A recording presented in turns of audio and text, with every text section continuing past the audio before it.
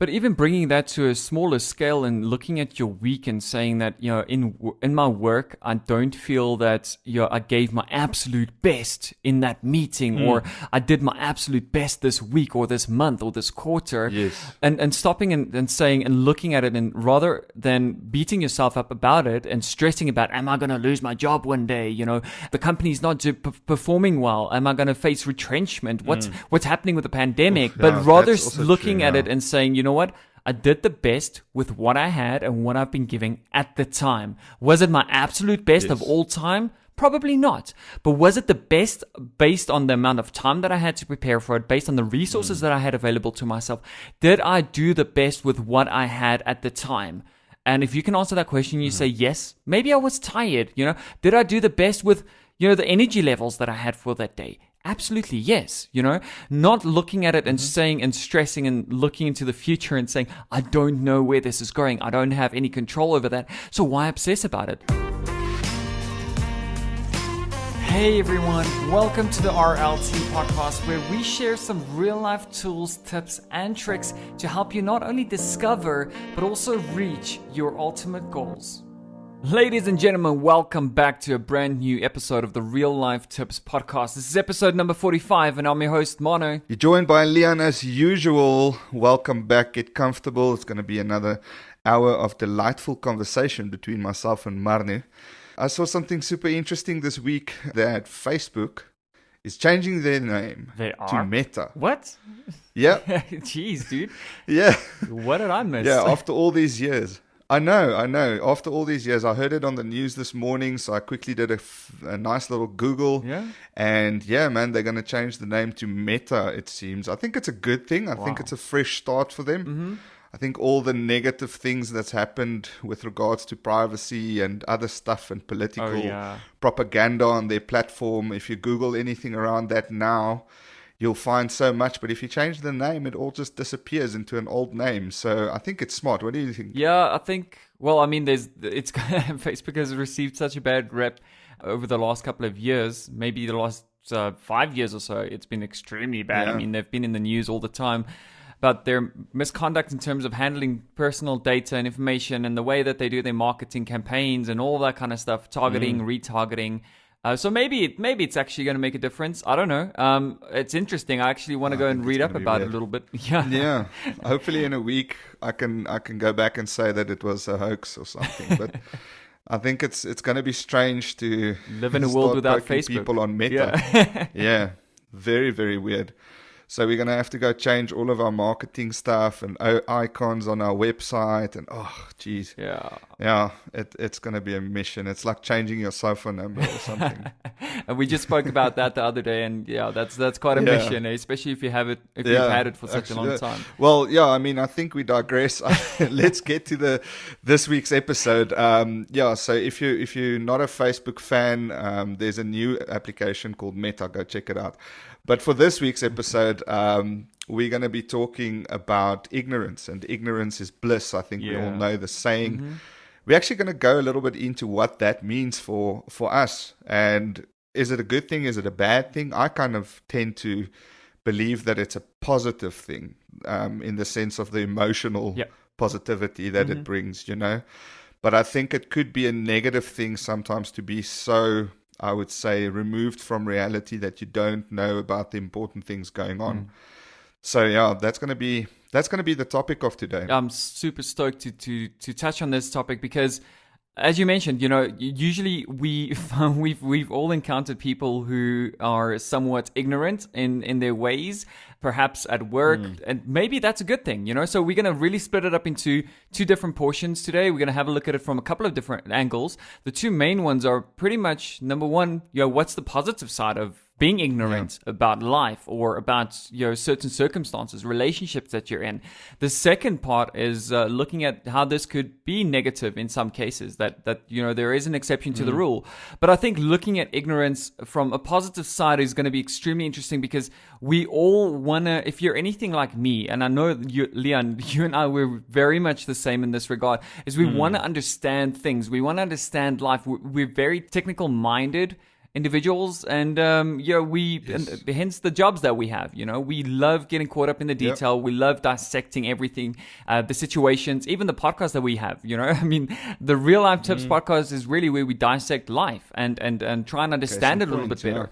So how is that a good thing, and how is that a bad thing? Sometimes in life, I think it's extremely interesting when you look at it from a different perspective, and you say that maybe it's not always best to know everything. Maybe there's just some stuff in life that we don't know what the answers are, and maybe we should stop killing ourselves over it and trying to figure everything out and understand what the answers are, what our purpose is on this planet and in life, and all of those type of things. So I think it's going to be really, really cool deep diving into this. Once again, we're going to have a look at the research. What does the research say? Have there been studies that have been conducted that have proven that sometimes being ignorant is better, in some regards? So super stoked. Yeah, and I think it's very important to also go into the meanings of the words, If you say ignorance is nice or ignorance is bliss, you're almost saying the same thing. But ignorance is good. I wouldn't necessarily say that, but I would say that it's nice. I would say that it's blissful. Of course. Because it means your thoughts are quiet and you're at peace. Where is it good? Yeah, well, that's debatable. That's what we're going to get into within this actual session. So I want to dive into, let's just start with, I think, the first thing that most people think about when it comes to ignorance is bliss, and that's, the stance of the world and the status of the world as it is right now, with politics and economics and natural resources and climate change. And I mean, the list just goes on and on. I find it so negative.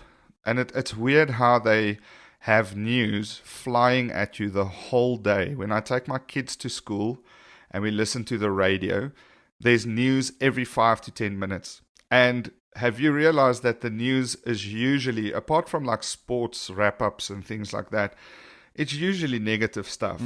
For example, by us now in South Africa, we're going to go through elections soon. There's a massive problem with electricity supply to everyone, so we're going through load shedding. The economy is in a ball of flames. The thing is that it keeps coming into your thoughts and your mind on a daily basis. But let's just reverse 4 years today. What's really that different? 4 years today, we were also going to go through elections. And guess what? At that time, we still went through load shedding. We still had problems with our economy. I think that's now pretty much been for 30 years. And why do we keep pondering about these things that seemingly never change? Yeah. And that's the thing, right? And then when you get to your home office or your work office, you open your browser. If you've got the normal home screens enabled, it immediately starts flinging in more news at you and highlights in the world. It's always negative stuff. 7 o'clock in the evening when you're trying to bath your kids and maybe you want to watch something on TV, it's news time. They fling more negative news at you just before you go to bed. So it almost feels as if you get caught up in news as such, it's usually negative. And I tend to wonder, what good does it do to really know about all the negative stuff all the time? I think if you've got a surface idea of what's going on around you, so don't be so blissfully unaware that you're literally living on a little small utopia inside of this world. I think that would be a little bit negligent or something. But to really know the blow-by-blow details of every single thing that's going on, I just find it exhausting. And I think it's interesting because last week we did a great episode on decluttering, decluttering mentally and physically as well in your life.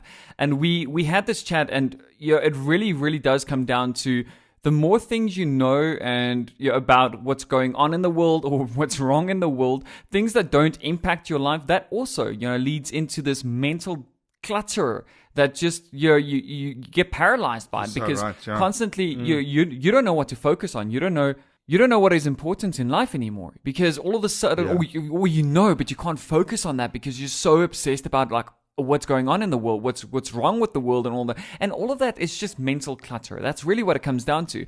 One interesting thing that I heard a while ago, I think I listened to a specific podcast, I can't remember the name of it, but they had such a great analogy of this, and I think this really encapsulated it. I'm a person, I obsess about the details, I've just mentioned that, but to such an extent that sometimes I try and dissect the purpose of us being here, the really existential crisis that you sit in, and you try and figure out what is the purpose of it all. Why go to work? Why work for money? Why do we have to grind it out every single day to just survive and feed our families and feed our kids and stuff? And I got so caught up in this, and I think this really just encapsulated that entire process of saying that. And I think they compared it to a computer, a normal computer that you work with and all that. There's a front end of this. There's an operating system that you work on. In the background, yes, we're techie guys. We understand how the hardware speaks to the software. We understand some coding languages and all of that, how things are built and how things operate in the back end of it. The entire analogy that they used was just so beautiful, because if you have a look at a computer, nobody needs to really know what the bits and the bytes are in order to use that computer, right? Exactly. All you need to know is how to operate the software. That's it. You can remain completely oblivious to the fact that there's bits and bytes and the CPUs and these little chips communicating with this, and this is how networking, how computers talk over a network and over the internet. You don't have to obsess about that if you want to use a computer, right? In the same way, you don't need to understand how life works, how the spiritual world works, and what religion is the best, what all of these answers that we keep seeking in this world. So I think that makes a lot of sense, right? That there's a reason that we don't know everything in life, and to constantly sit and stress yourself out about finding out what the answers are, you could sometimes just add to this stress, to this anxiety, in this world that we're already living in with all of this, stuff going on already. You don't want to be adding to that. So why always go and seek the answers? I think Deepak Chopra said something beautiful in one of his books that I read back in the day. And he said that stepping into the world of the unknown, or stepping into the world of uncertainty, is the most beautiful part of life, right? It's where you don't need to know always to the T what your next step is going to be. You don't need to know where you're supposed to be in life. And trying to figure that out could sometimes completely restrict your success in life. So stepping into circumstances or opportunities that you have absolutely no idea how that's going to work out for you, that is the beautiful part of life. It's not knowing that really spices things up. That's 100% true, and that's actually exactly the way that I view it. And the funny thing is, when I look at, and we're still on the politics side of things, there's obviously other things in life that one can be ignorant about as well, and we'll get into that. But I find a lot of the reasoning behind why people are so intrigued by politics and stuff is the sensationalism behind it. Yeah. They want to be able to have those discussions at work and, speak to, and almost like they're gossiping about, this is what's going on in the world and what are we going to do, and we're all doomed and we need to leave the country, we need to get multiplanetary existence going, and they're breaking the hemispheres and the atmospheres and the whatever spheres, and everything's going to go down, and these are the very same conversations we've been having for decades. And, yes, the severity has probably gone up, and I'm not saying at all that there's no problems in the world. What are you doing to fix it? If you're not doing anything to fix it, then why do you worry about it so much? Yeah, why obsess about it? If you can't change it, why should it consume space in your head? And I still think there's some people that, like for me, I get concerned when I hear these things. Then there's people that hear it and they just know that's another story that they can talk about. So they find it as sensational. And that's, I think, a different problem. I don't think, if it's going to be something that you can live with it to the point where you actually enjoy just talking about all this crap that's going on in the world, that's a problem in and of itself that you need to figure out for yourself. But if it's about trying and even thinking that there's a possibility that you can make any kind of change to it, instead of worrying about it and always, seeking any kind of information about it, just don't worry about it. Just don't think about it, because it's taking up too much of your time and your energy. You can't do much about it anyways. So why give it that presence? Why allow it to intrude on your life like that? For me, it's about I always talk about how we've got finite time and finite, brain capacity and things like that. And if you start cluttering, and we just mentioned that our previous episode spoke about this, but when you start flooding and cluttering your brain with negativity and things that you can't even do anything about it. You're literally stealing away, because there's only so much amount of time and so much amount of, brain capacity that you have. You're literally trading up good thoughts for bad ones. And you're literally trading up good actions and projects and things that you can do with your time with bad and negative thoughts of talking about this around a campfire, just talking about crap. Yeah.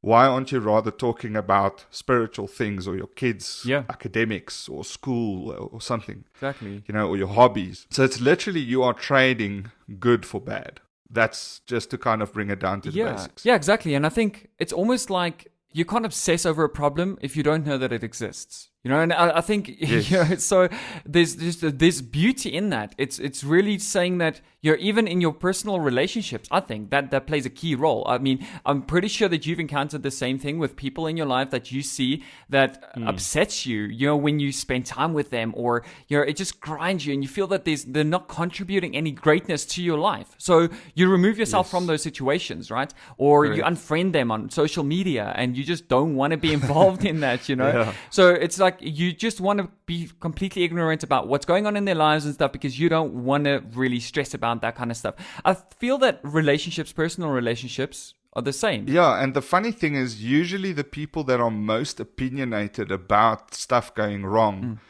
are the most far removed from the issue. Yeah. Like, you will have people in South Africa complaining about hijacking. But they've never been hijacked, and they stay inside the world's best Fort Knox security estates. It's like my wife would come to me even. I hope she doesn't listen to the show. But my wife would come to me and say, there was another hijacking somewhere in Joburg yesterday, and we need to start this world, and we need to worry about and just look around you when you're driving around. Of course, you're still going to do those things. And of course, you're going to take the normal, measures of safeguarding yourself in your vehicle. But there's 3.5 million people in Joburg. If one person got hijacked yesterday, how relevant is that really? Yeah. Look, I mean, like you said, you still got to be on the lookout for it, and you still got to make sure that you remain aware of your surroundings and things like that. But I think in your personal relationships, that actually plays a key role as well. So many times I've been in relationships when I was younger, where you get into constant nitpicky fights because of someone's past. Yeah. And that it's irrelevant. Are you happy in your relationship now? Maybe, sure, there are some past experiences and things that you have to touch on to ensure that, you understand that person a little bit better. They understand you a little bit better. But to such an extent that you constantly obsess about their past and what happened and the choices that they made in the past and all that, remaining ignorant to toxic, that, I feel, yes, it could actually benefit the relationship. Don't you feel that actually applies to not just romantic relationships, but maybe family relationships, friend relationships? Not knowing everything about every single person that you have a close relationship with could sometimes benefit that relationship for the best. I 100% agree on this one, and this, I think, is a controversial one. I think a lot of people believe in the fairy tale setup. Maybe they watched too many movies. Maybe they spoke to too many of their mates and friends that picture this picturesque, perfect way of meeting and greeting their Mr. Right or Mrs. Right. And the truth of the matter is that everyone is flawed. Everyone's made mistakes. Everyone's got a history and a past, and that's kind of what builds the character, right? That's what gives a person a lot of facets and interesting value. If they were just a plain vanilla, almost like a template of the perfect person, I personally feel that would be quite hollow, and I don't think that would be someone that would excite me or that would be interesting to me.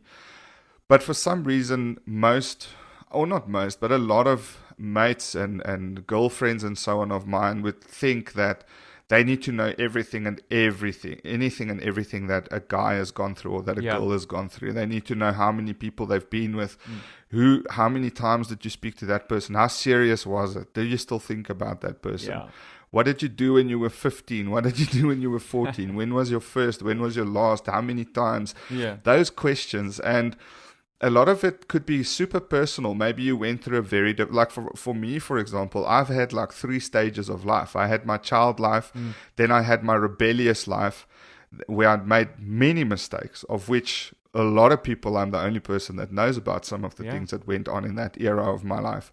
No one knows anything about it. And I'm never ever going to share some of the stuff that came out of that. It's not relevant anymore, right? It's not relevant anymore. And you're going to, if I say that to someone now, 20 years later, they might go and now brand me as that. Exactly. They will look at me differently, but I'm not that person anymore. Exactly. I went through a weird time and I'm not that person. So it's really not relevant. If you look at Germany right now, do you really look at the German staff members in your organization, maybe if you work for an international company, and you still judge them for the Holocaust every time that you speak to them? Of course not. You don't. Yeah, exactly. You don't. That's history. That's past experience.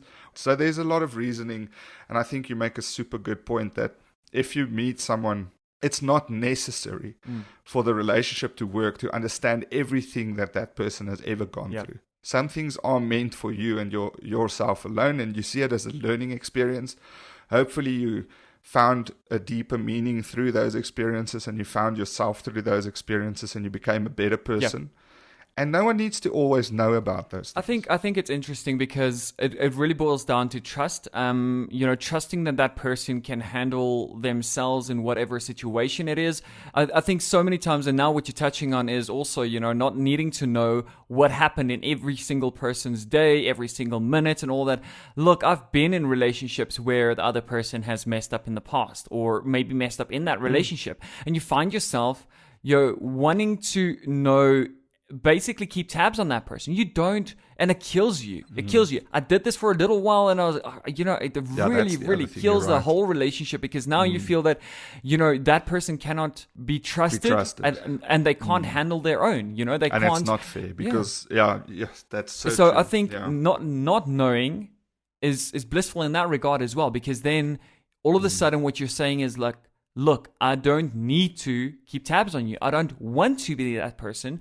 So I trust you to hold your own. I trust you to do what's right when you're not being watched, so that we establish some level of deeper trust within this relationship. So I think definitely looking at that from a positive side, but there's so many negative things that can come from being ignorant as well, if we really wanted to flip this on its head and look at not just personal life, but look at your career, look at work-wise, how this could actually affect you if you remain ignorant to the fact that in your career, you say that maybe you're selling pots and pans and you're like, we have the best product out in the market and that's all I need to know. I don't need to know about the competitors. I don't need to know what each and every single feature or make and model is of the pots that they're selling.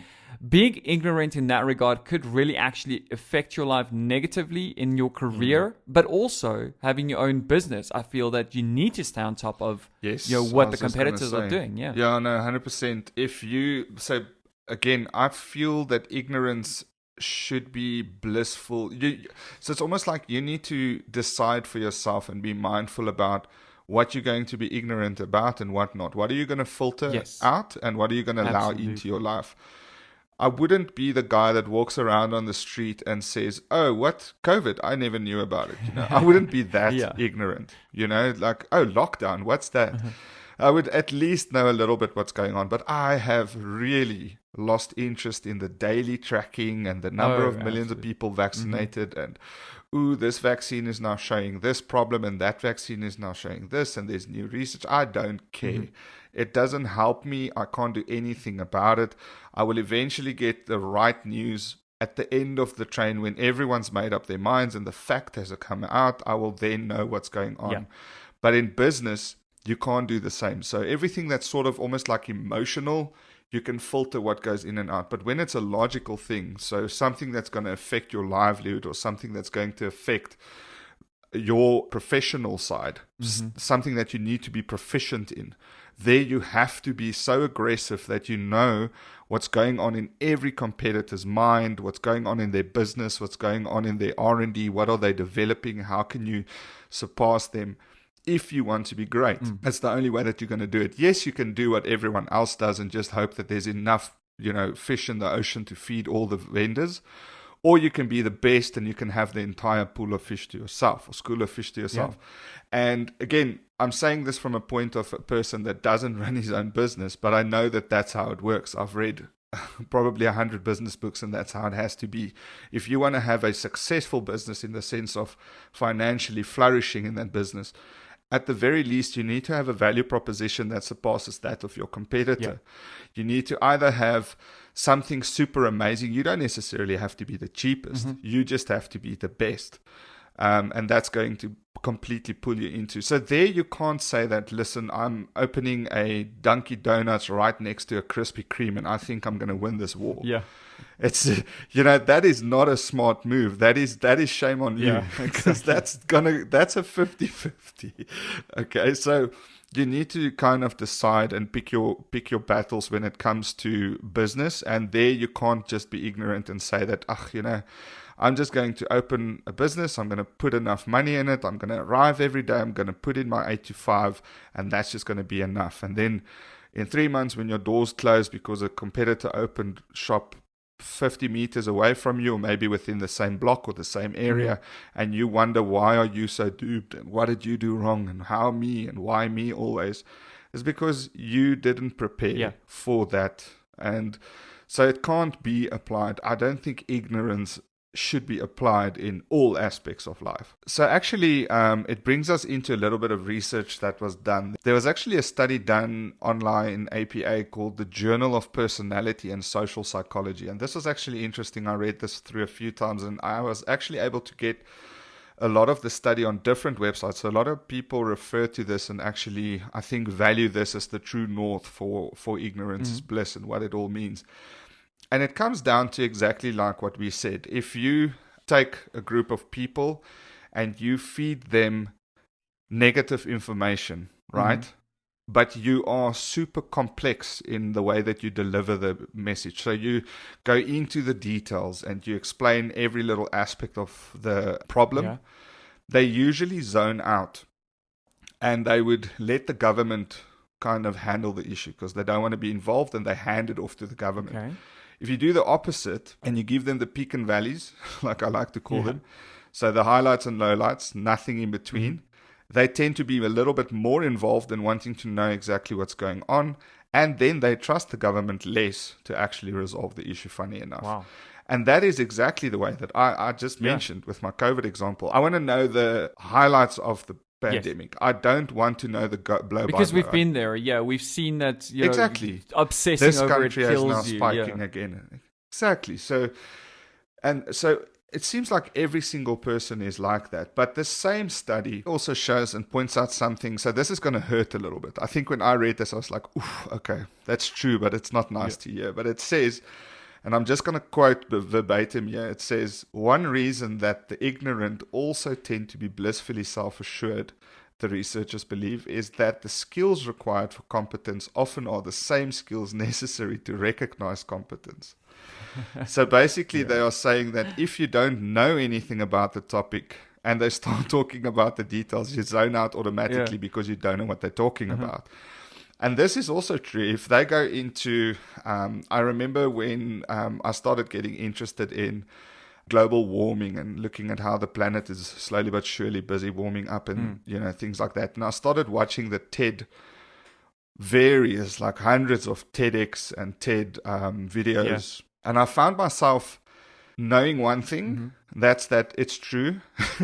There is a problem. But I, for the life of me, I'm not a scientist. I couldn't understand half the stuff that they were talking about. So I kind of got ignorant about it. I know the problem is there. I know that if I get the opportunity to buy a Tesla and put panels on the roof of my house to provide electricity, I'll probably do it because there's that problem. But I'm super ignorant in the meantime of exactly what it is that is going wrong and how this affects everything. And is a car really going to change the world? Is it trucks that's going to, do we need to do all the airports and the planes? I once heard that if you shoot down, and this is sorry for my barbaric mention here, but if you shoot all the cows in Australia, you will because of all the methane gas or something, you will automatically stop global warming because they're the biggest contributor. So there's so much information flying around that I just realized, I know that it's true. I know that it's a problem. I'm pretty sure there's some smart people looking into it. I trust that they'll do a good job at that. And that's what I'm going to leave it at. But saying that you only focus on what you have control over in this regard. Yeah. So I'll if Tesla comes to South Africa, I'll probably like to get one. Yeah. The moment I can get solar panels on my roof, I'm going to do that. And that's not just because I want renewable energy. I just want energy. Yeah. But you know what I mean? It comes down to the point of the study basically indicates that, yes, people do tend to trust detailed information more and let the government kind of handle it. Less information, they tend to be more involved and they want to know more, but they don't trust the government. And the stuff that they actually don't understand, they show less interest on because they don't really have the competence to understand what it's all about. But it's almost like it piques their curiosity, because now you don't know too much about it. So you actually, you're intrigued. You want to go and find out more. So it makes a lot of sense, Leon. Absolutely love that. I think that it's time for us to deep dive into the real life tips. I'm getting better with the beatbox. Big box. Yeah, you are. For today. Great, Leon. I think I'm going to hit it off with a tip. I think it's really a great time for us to focus on the fact that ignorance is bliss, and looking at it from the angle of saying that it could actually contribute to your creativity in life and the way that you solve your problems if you don't obsess about the details, right? And really, I think my one tip is, look, don't get me, I'm going to split this up into two different parts, right? Preparedness equals confidence. It's one little tip that I've always sort of pinned in the back of my mind, is that if you want to be more confident in something, absolutely, ignorance is bliss is not going to apply to you there, right? You have to go and be prepared in order to go and nail a specific meeting, to nail a presentation, to nail a sale, At the end of the day, you have to be prepared to the T when it comes to things like that. So yes, preparedness equals confidence is my tip number one. Now, tip number two is still looking at creativity and looking at ignorance in that regard. I think stepping into the world of uncertainty, stepping into the world of the unknown, spikes your creative mind. It almost triggers your creative mind to such an extent that when you sit down and you want to write a song, for instance, not going and obsessing about the details about what was the best song ever written, why was it the best song, what sort of riffs or tones or notes or whatever they used in that, how did they flow it in? You start obsessing about it and overthinking, and you get paralyzed by the details. So seeing ignorance in such a regard as a creative catalyst, really using it as that, because not knowing every single detail about your personal relationships, not knowing every single detail about what the best choice in life is, what the best move is for you, to the exact T of it, I think is sometimes beautiful. And those are my two tips: understanding that preparedness equals confidence, and number two, knowing that not knowing everything about everything is okay. That's good. Yeah, look, I think you actually maybe copied off my high school paper a little bit. So I was going to talk about the creativity as well.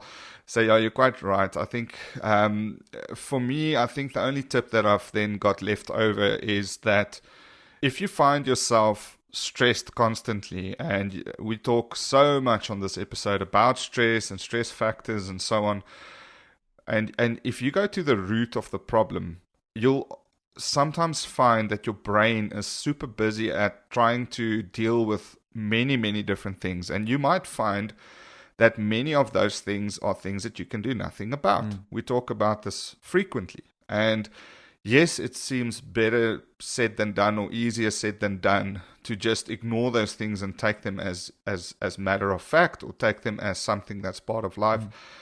But I promise you, the less you know sometimes could be blissful. If I take, again, world circumstances is, for me, a very good example. I take my mother as an example. She's an active listener of the show, so she's going to know that I'm talking about her now. But she loves to sit and research about all the conspiracy theories going on in the world, and all the world economics and world politics, and the Middle East versus the West, and all of those things.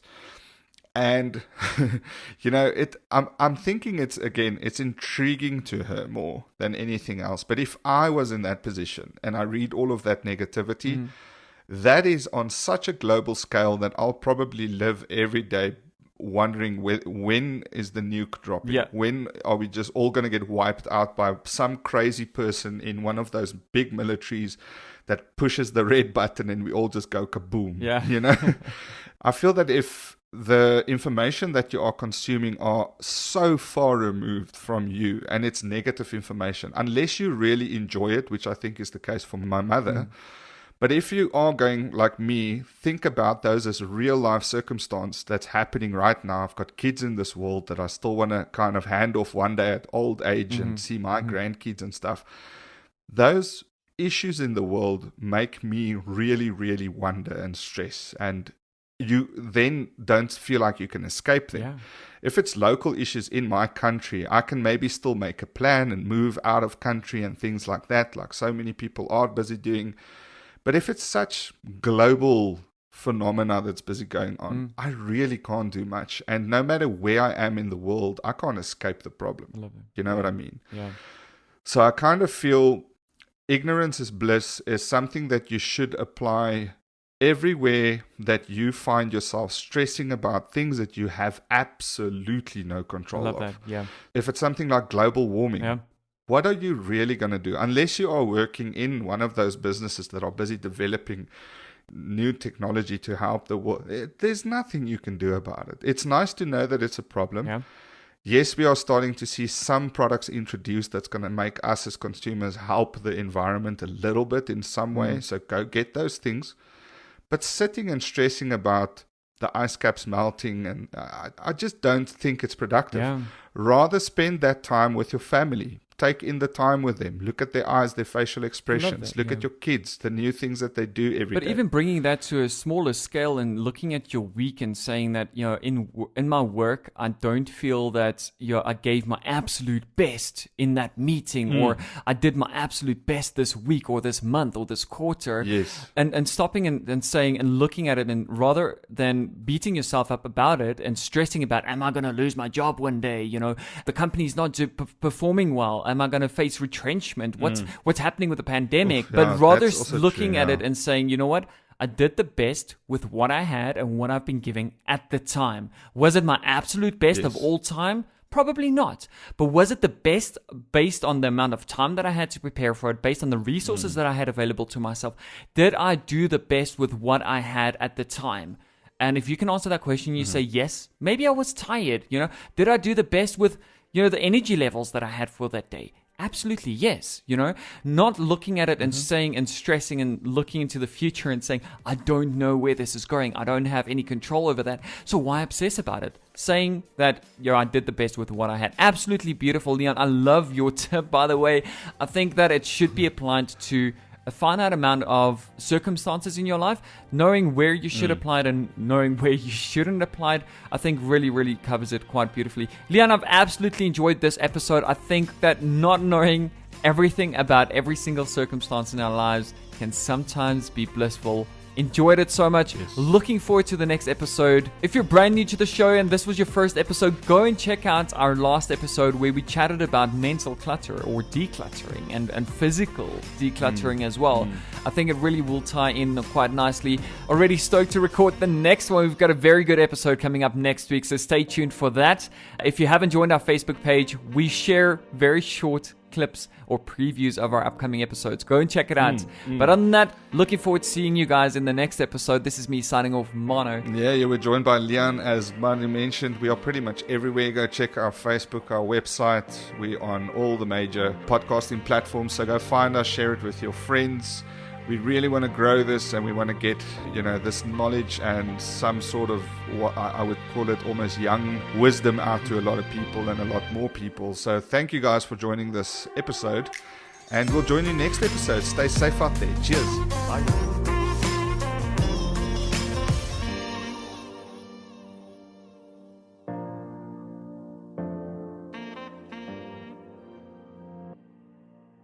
What's up, guys and girls? If you've derived some great value from our show thus far, please take a second to rate and review us on the platform that you're tuned in on.